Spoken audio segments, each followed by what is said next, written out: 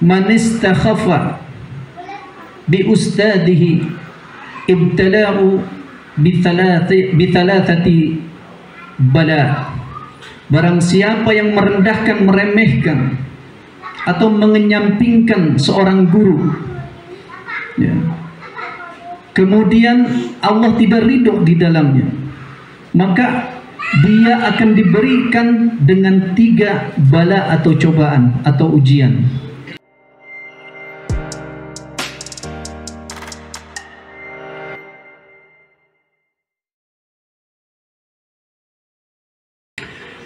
Saudara-saudariku yang dicintai Allah,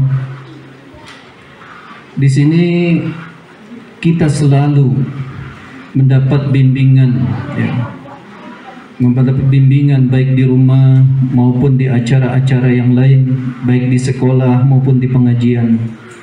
Guru selalu mengajarkan kita kebaikan-kebaikan, dan guru yang baik selalu mengajak murid-muridnya, tilmid-tilmidnya selalu mendekat kepada Allah Subhanahu wa taala. Ya. Bahkan ada seorang murid ketika dia ingin beribadah, dia mengingat gurunya, dan yang teringat dengan kebaikan gurunya yaitu mendekat kepada Allah Subhanahu wa taala. Dari itu takzim dan hormat serta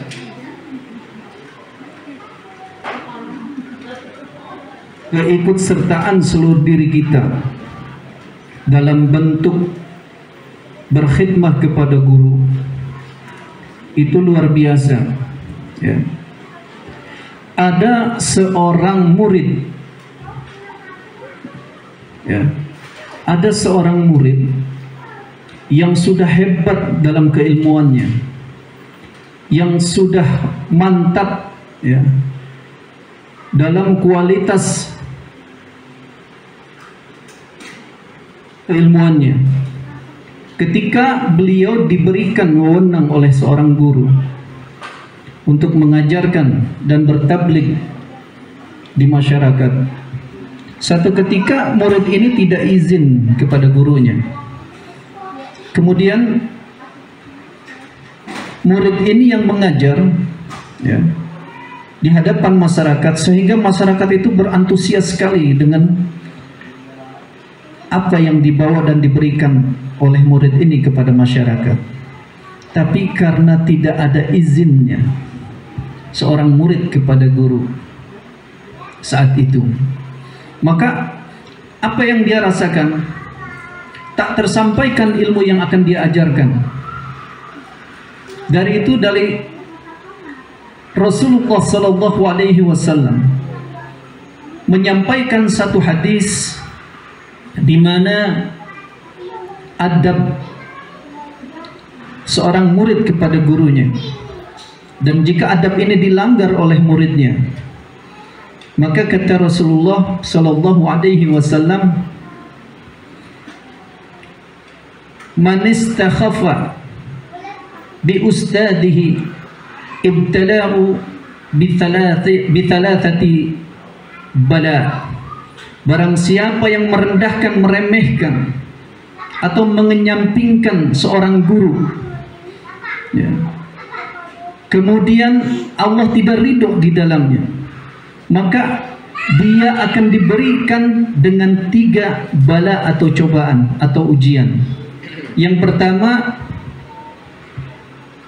nasya ma hafidha, dia akan dilupakan apa yang dia telah hafalkan. Jadi ilmu-ilmu kita yang pernah diajarkan oleh guru itu akan lupa seketika.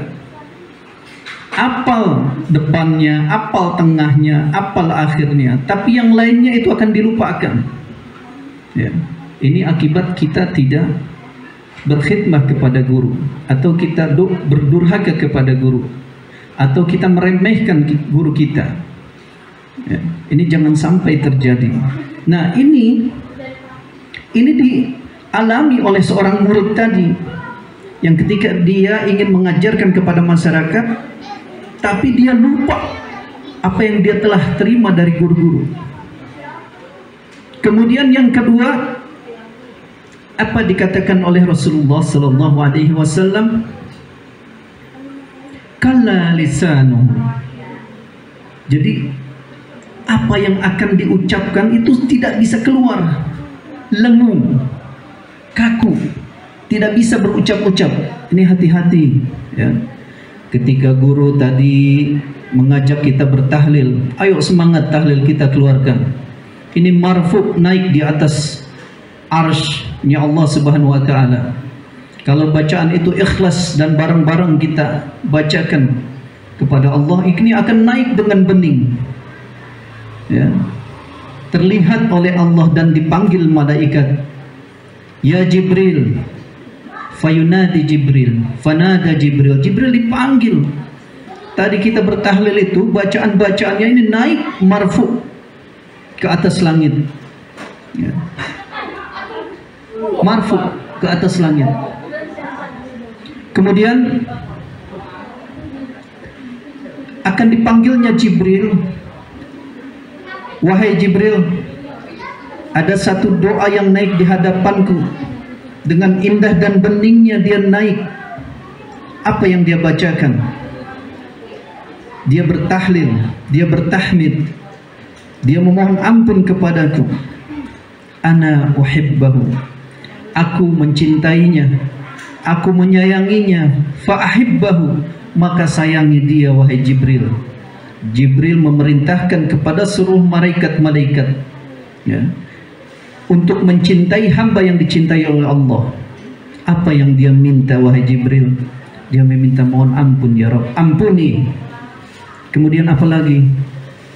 Dia mensucikanmu ya Rabb, sucikan dia. Kemudian apa lagi? Dia bertahmid, memujimu dengan rasa syukur, tambahkan rasa syukurnya. Kemudian tambahkan rezeki-rezekinya berupa kesehatan dan yang lain-lain. Ini malaikat subhanallah ya. Ketika dikatakan oleh Allah fa'ahibbahu, maka katakan, maka cintai dia. Ini dia sudah kasih kode kepada malaikat-malaikat lain untuk mencintai hamba yang dicintai oleh Allah. Mudah-mudahan kita termasuk di dalamnya. Amin, amin ya rabbal alamin. Jadi kembali lagi kita kepada kalla lisanu, tidak keluar, kalla lengung ya, kaku mulutnya, tidak bisa berucap-ucap ketika kita durhaka kepada guru kita, sehingga kata-kata itu tidak muncul, tidak tersampaikan apa yang diizinkan, apa yang diajarkan oleh gurunya. Jadi hati-hati. Kemudian apa? Yang ketiga, waftakaru akhirahu, ini yang ditakutkan. Ini kita akan fakir di akhir hayat kita. Ilmu sudah tidak berguna, waktu tidak manfaat, dan akhir kita tidak bisa berkata-kata la ilaha illallah. Ini akan su'ul khatimah. Hati-hati. Guru kadang tidak memperlihatkan tentang keguruannya, tapi dia sangat mulia di hadapan Allah ya. Guru bukan diminta oleh kita untuk dihormati, tapi kewajiban kita untuk menghormati seorang guru, bertakzim kepada guru. Ini yang kita harus hati-hati kepada guru ya. Ada seorang murid ketika memasuki satu majelis, murid ini mutiknya sangat sayang dan sangat mutik sekali kepada gurunya. Kemudian terlihat di jidatnya itu, termaktub di atas jidatnya itu, ahlun nar. Apa ahlun nar? Ahli neraka. Saking sayangnya ini murid kepada gurunya, dia besok coba lagi ngaji lagi, masih termaktub. Penglihatan ini dibukakan oleh Allah Subhanahu wa taala karena ketaatan si murid kepada guru dan ketaatan beliau si murid kepada Allah. Besok dia datang lagi, terlihat lagi di jidat gurunya itu ahlun nar. Sampai ketiga, keempat, terus. Akhirnya apa? Karena sayangnya si murid, beliau tidak masuk lagi untuk mengaji. Beberapa hari ditanyakan oleh guru, mana muridku yang satu ini? Akhirnya ditanyakan kepada sahabatnya, mana muridku yang kusayangi ini? Dia tidak masuk, wahai guru. Akhirnya sang guru datang ke rumah beliau. Wahai muridku, mengapa engkau tidak datang dan hadir di majelisku? Tidak apa guru, aku sakit. Sakit apa engkau? Nah, sampai ditanyakan begitu. Sebab sehari, 2 hari, 3 hari terus berlama, ya, sakit ini tidak mungkin. Ya. Akhirnya sang murid berkata yang sejujurnya kepada guru, wahai guru, ketika aku hadir di majelismu, aku melihat dan tertera di jidatmu itu termaktub ahlun nar. Aku tidak percaya, besok aku datang termaktub seperti itu, besok datang lagi termaktub seperti itu. Sehingga aku menangis. Aku sangat mencintai guru, aku sangat menyayangi guru, sampai-sampai aku mengangkat tanganku berdoa kepada Allah Subhanahu wa taala, ya Rabb, benarkah ini pandanganku ya Rabb? Akhirnya aku tidak ingin lagi melihat guruku termaktub seperti itu. Biarlah aku mengalah, aku tidak akan mengaji. Akhirnya saking sayangnya ini guru terhadap muridnya, datanglah dan hadir seperti biasa engkau ke dalam majelisku. Dia hadir. Sebelum hadir dan duduk di sana, beliau mengangkat tangan kepada Allah. Ya Allah, ampuni dosaku dan ampuni dosa guruku. Bukakan mata batinku dan penglihatannya dalam penglihatanmu ya Rabb. Ketika dia duduk dan memandang gurunya, sudah berubah, bukan ahlun nar tapi ahlul jannah. Dia bisikan kepada gurunya, wahai guruku, aku hari ini mendapatkan kabar baik tentang penglihatanku. Engkau ahlul jannah yang aku lihat tertera di jidatmu. Apa kata dulunya? Aku sudah tahu dari awal termaktub ahlun nar dan sekarang tuh ahlul jannah. Aku sudah tahu itu wahai muridku. Ini Allah membimbing dan mengajarkan kita semua. Bukanlah surga dan neraka perkara yang akan kita tuju, tapi keridoannya, istiqomah kita mendekati Allah Subhanahu wa taala dan Rasulnya. Itu salah satu jalan sampai Allah itu ridho kepada kita. Itu yang kita tuju. Bukan kanan dan kiri, bukan atas dan bawah, bukan surga dan neraka tujuan kita, tapi ridhonya Allah Subhanahu wa ta'ala. Ini banyak pelajaran-pelajaran dari kisah seorang guru dan murid, mengajarkan kita supaya istiqomah dalam belajar. Mengaji itu minal mahdi ilal lahdi, dari kita lahir sampai kita mati, sampai kita pulang ke rahmatullah, ya.